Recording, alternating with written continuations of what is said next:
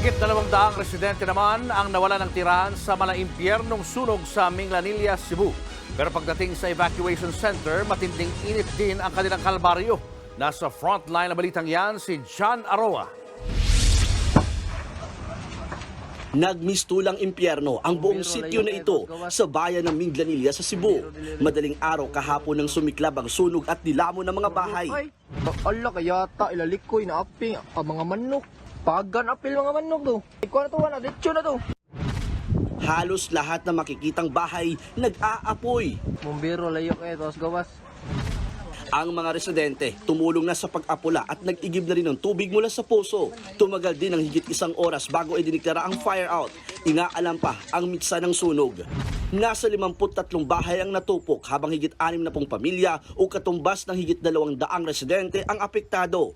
Aabot naman sa 2.6 milyon pesos ang pinsala sa mga ari-arian. Pansamantala muna nakatira sa gym na ito ng isang paaralan ang daan-daang mga nasunugan. Siksikan sa dami. Problema rin ng mga nasunugan ang tindi ng init sa evacuation center. Paypay dito, paypay doon ang mga bakwit. Sir, sobrang talagang init, sir.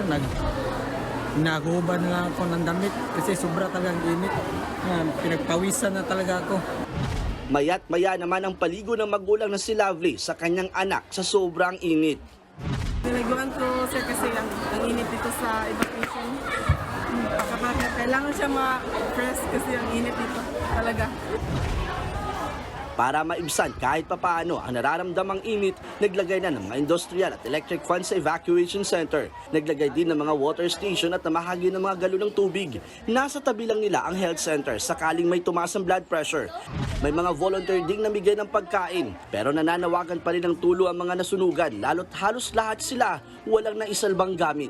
Nagbabalita mula sa frontline, John Aroa, News 5. Mga kapatid, Julius Babaw po. Iba na ang may alam at may pakialam sa panahon ngayon.